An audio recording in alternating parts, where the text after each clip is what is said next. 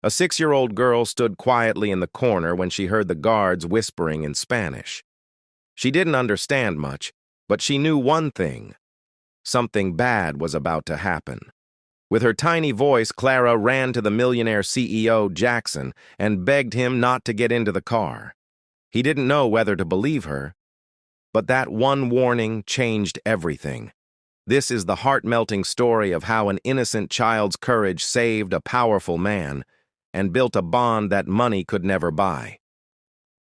Jackson had everything people dream about: mansions, cars, and a company that made him one of the richest men in the city.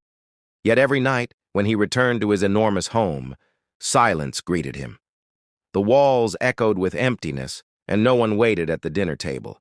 He was only 36, but his heart already felt old and tired. One evening, after leaving a charity gala, his car passed through a quiet neighborhood.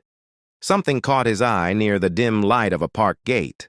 A small figure sat on the cold ground, hugging a tiny backpack like it was her only friend. Jackson asked his driver to stop. He stepped out and walked closer. Under the street lamp's glow, he saw a little girl with messy golden hair and wide blue eyes filled with tears. She couldn't have been more than 6. Her shoes were worn, her clothes too thin for the night air. "Sweetheart," Jackson said softly, crouching down to her level. "Are you all alone?" The girl looked at him nervously, clutching the backpack tighter. "My name is Clara," she whispered, her voice trembling. "My stepmother said I can't come back home. She doesn't want me anymore." Jackson's chest tightened painfully. He had faced betrayal in business, but this was different. How could anyone throw away a child? He wanted to believe he misunderstood, but the tears on her cheeks were real, and the fear in her eyes told the truth. "Where's your father?" he asked gently. Clara shook her head, lowering her gaze. "I don't know. He never comes home." Silence hung heavy. For the first time in years, Jackson felt anger that wasn't about money or rivals. It was about injustice against a child. The world saw him as a powerful man, but standing before Clara, he felt powerless against her pain. He removed his coat and wrapped it around her small shoulders. She looked up at him, surprised by the kindness. "You're safe now," Jackson promised, his voice steady but emotional. "I won't let anyone hurt you again." The driver waited, watching the unusual sight of the CEO kneeling on the sidewalk, holding a fragile little girl.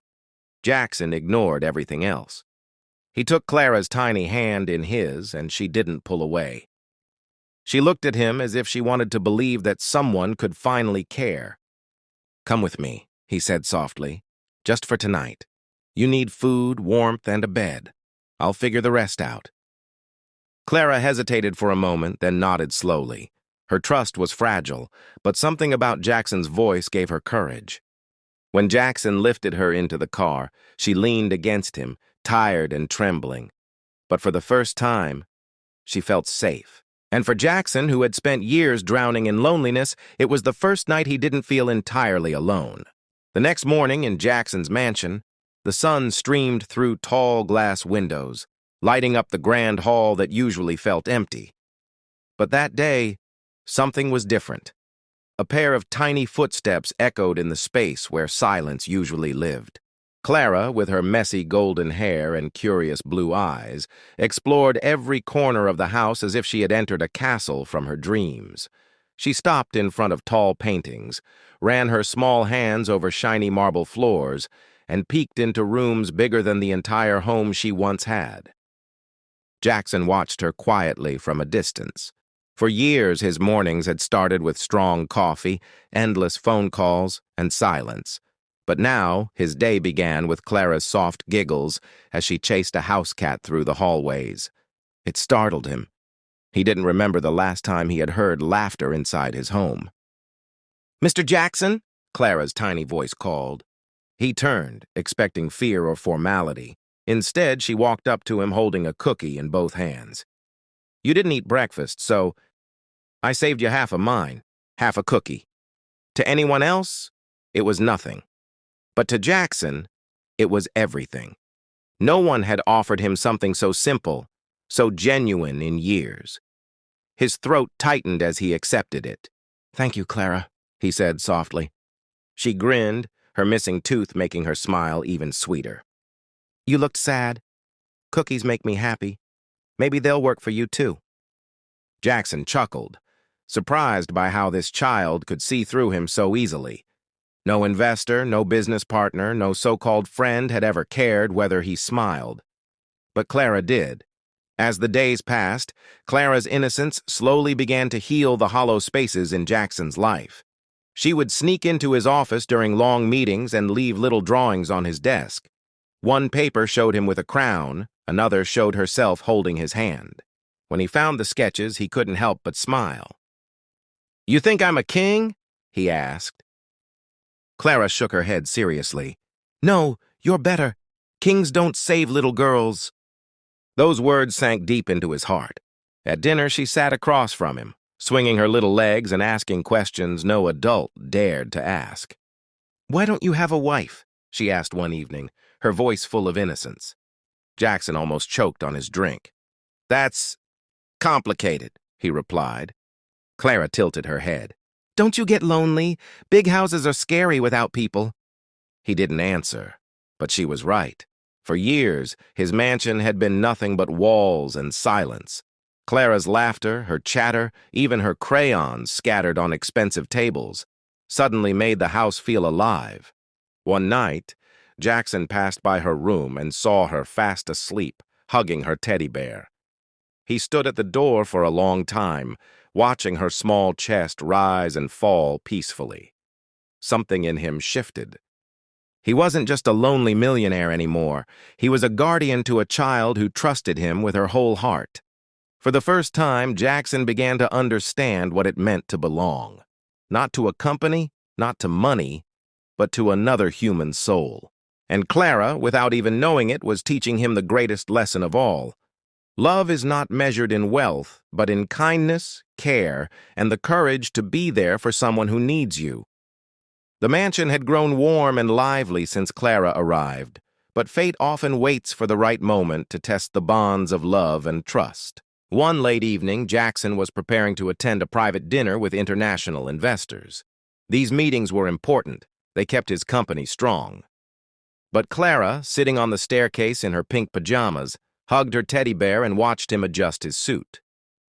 "Do you have to go, Mr. Jackson?" she asked softly, her eyes sad. Jackson smiled gently.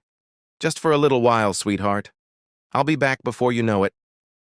He leaned down and kissed her forehead, something he had never done for anyone before. Outside, the sleek black car waited. His guards, men he trusted for years, stood by the door. But that night, something about their movements was different. They whispered to each other in a language most of the household staff couldn't understand. Spanish. Clara tilted her head. She had learned Spanish from her late grandmother, who spoke it often when she told bedtime stories. Clara was young, but her memory was sharp, and her ears picked up every dangerous word. "Tonight is the moment," one guard muttered. "When he gets into the car, everything will look like an accident," the other replied. Clara's small fingers froze around her teddy bear. Her heartbeat quickened. At only 6 years old, she understood something most children never should. These men wanted to hurt Jackson. Fear wrapped around her. But so did determination. She thought of the nights Jackson had tucked her in, the cookies he ate just to make her smile, the warmth of the coat he had wrapped around her the day they met. He had saved her when she had nothing. And now, it was her turn. Clara slid off the stairs, her little footsteps silent against the floor. Her stomach twisted with nerves, but she didn't stop. She knew she had to act quickly. Jackson adjusted his cufflinks, preparing to step outside. The guards opened the car door, pretending everything was normal. He didn't notice the flicker of darkness in their eyes. Just as Jackson was about to step forward, Clara's voice rang out, high and urgent. "Don't go! Don't get into the car!" The air froze. Everyone turned to look at the little girl standing barefoot in her pajamas, clutching her teddy bear with trembling hands. Jackson frowned in confusion. "Clara, what's wrong?" He knelt down in front of her, brushing her messy hair away from her tear-streaked face. Clara leaned close, her voice barely above a whisper. "They said in Spanish, 'When you get into the car, they'll make it look like an accident. Please don't go.'" Jackson's blood ran cold. He looked up slowly at the guards, their stiff postures, their shifting eyes. It all made sense now. For a long moment, silence filled the night. Jackson's heart pounded, torn between disbelief and trust. But when he looked back at Clara, her small face full of fear yet brave enough to speak the truth, he knew one thing for certain. This child would never lie. He took her tiny hand and squeezed it gently, a silent promise. "I believe you." And just like that, the night turned from routine to deadly suspense. The driveway outside the mansion glowed under the soft golden lights. The sleek black car sat waiting, its doors open, its polished surface reflecting the night. To any outsider, it looked like another ordinary departure for the millionaire CEO, but Clara knew better. Her little heart raced so fast she thought it might burst. She tugged at Jackson's sleeve, her tiny voice trembling yet urgent. "Please," she whispered again, "don't get in that car." Jackson's brows furrowed. The guards shifted uneasily, exchanging nervous glances. One of them forced a smile. "She's just a child, sir. Don't listen. She must be frightened." But Jackson noticed something, the way their eyes darted away, the tightness in their jaws. Clara's words echoed in his mind, cutting through the false calm like a blade. He turned back to her, crouching so their eyes met. Her blue eyes were wide, shining with tears, but behind the tears was fire. "I heard them," she said firmly. "I know Spanish. They said you wouldn't come back." For a moment, Jackson felt the world tilt. This was no childish game. She was trying to save him. He gently cupped her face in his hands. "Clara," he said softly, "are you sure?" Her little head nodded with absolute certainty. "I promise I wouldn't lie. You saved me when no one else wanted me. Now I have to save you." Those words pierced straight into his soul. A child, just 6 years old, was willing to risk everything to protect him. The guard stepped forward, trying to regain control. "Sir, you're late. We need to leave now." Their voices carried a sharpness that Jackson had never noticed before. But he no longer saw them as protectors. He saw them for what they were, predators hiding in plain sight. He rose slowly, keeping Clara's small hand clasped tightly in his. His tone was calm, but his eyes were steel. "Thank you, gentlemen, but I won't be taking the car tonight." The guards froze. Clara clung to Jackson's leg, half hiding behind him, but her little chin lifted bravely. "Sir, it's not safe to refuse," one of them warned, his voice low and threatening. Jackson's lips curved into a cold smile. "It's safer than trusting traitors." At his signal, hidden security men, loyal ones stationed discreetly around the estate, emerged from the shadows. Guns raised. The so-called bodyguards suddenly found themselves surrounded, their confidence drained, their plan unraveling in seconds. Clara gasped softly, realizing Jackson had been prepared for betrayal before. But without her, he would never have known it was tonight. Jackson picked her up and held her close.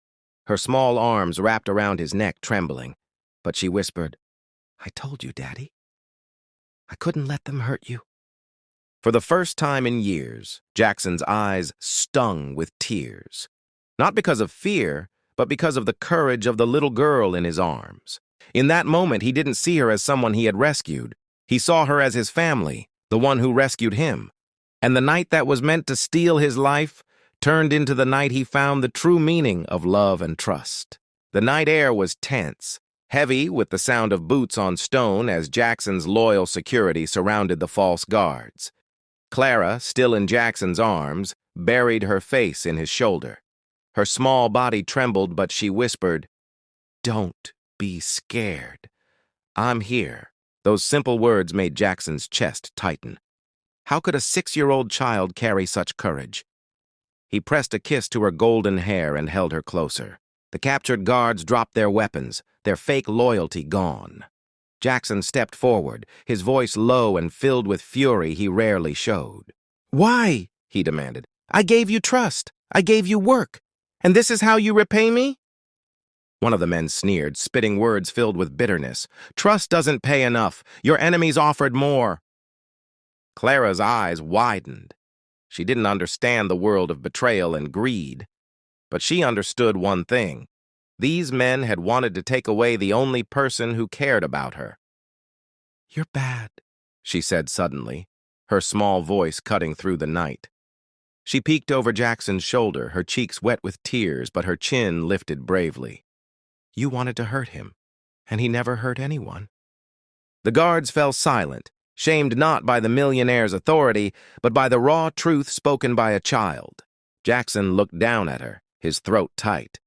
She had turned his mansion into a home, his loneliness into laughter, and tonight she had turned fear into bravery.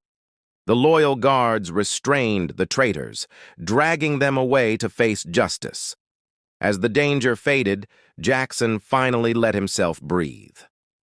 He sat down on the steps of the mansion, Clara still clinging to him, her tiny heartbeat pounding against his chest.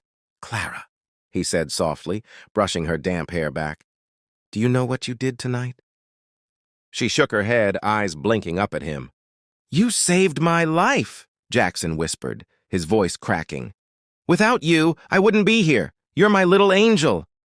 Clara smiled faintly, though her eyes were still wide with everything that had happened. "You saved me first," she replied. "Now we're even." Jackson laughed through his tears, pulling her into an even tighter embrace. He had built his empire on deals, contracts, and numbers, but none of it had ever felt as valuable as this moment, holding a child who chose to protect him out of pure love. The betrayal of his guards cut deep, but in that betrayal he discovered something far greater: truth, courage, and family in the form of a 6-year-old girl. As he carried Clara back inside the mansion, he whispered into her ear, "From now on, I'll never let anyone take you away from me. You're mine to protect, forever." And Clara, tired but safe, rested her head on his shoulder. "Forever sounds nice," she murmured, drifting to sleep. For Jackson, the night that was meant to end his story had instead written the beginning of a new one. The house that once stood as a cold fortress of wealth now echoed with laughter, crayons rolling across marble floors, and the soft patter of little feet running down long hallways. Since that night of betrayal, Jackson had made a decision that surprised even himself. Clara would never again feel unwanted, unloved, or alone. She would be his daughter, not just in heart, but in name and law. Papers were signed, adoption completed, and when Jackson placed his signature on the final line, he whispered with tears in his eyes, "You're mine, Clara, my daughter forever." Clara's little arms wrapped tightly around his neck. "I knew it," she said proudly. "I knew you were my daddy." Life changed for both of them. Jackson no longer rushed to empty meetings with his soul half asleep. Now he rushed home to hear Clara tell stories about her day, to see the pictures she had drawn for him, to listen as she filled his mansion with a voice sweeter than any symphony. At breakfast, Clara insisted on pouring orange juice for him, even if she spilled half on the table. At night, she would climb into his lap with her teddy bear and say, "One more story, Daddy, please?" And Jackson always said yes. The staff, who once tiptoed around the silent halls, smiled openly now. They loved the way Clara decorated the dining table with wildflowers she picked from the garden. They loved the way Jackson's laughter, once lost, now echoed through the home. One evening, as they sat on the balcony watching the sunset, Clara leaned against his arm and asked, "Daddy, do you think families are only about blood?" Jackson looked at her, his heart swelling. "No, Clara. Families are about love. Blood makes you related. Love makes you family." She nodded thoughtfully, her golden hair glowing in the sunlight. "That's what I thought, too." Her innocence reminded him of a truth many adults had forgotten, that love, care, and courage matter more than wealth, background, or status. Jackson began to change not only his home, but also his company. He created programs to help abandoned children, ensuring no child would ever feel the loneliness Clara once endured. His money, once a symbol of power, became a tool for love and healing. Clara often joined him at charity events, holding his hand, reminding everyone that a child's voice can carry truth stronger than any speech. The millionaire CEO, once feared and respected only for his wealth, was now admired for his heart. And it was all because of a 6-year-old girl who overheard whispers in Spanish one dangerous night and dared to speak. As the stars blinked above, Jackson tucked Clara into bed, pulling the blanket up to her chin. She yawned and whispered, "Daddy, are you happy now?" He brushed her hair back tenderly and smiled. "I've never been happier in my life." Her eyes closed, her small hand clutching his, and Jackson sat there for a long time, watching her sleep, realizing that no fortune, no mansion, no empire could ever compare to the gift of love he had been given. Lesson. This story is a reminder that family is not built on blood or wealth. It is built on love, trust, and courage. A child's voice, though small, can reveal great truths and even save lives. And most of all, love can heal wounds that money never could.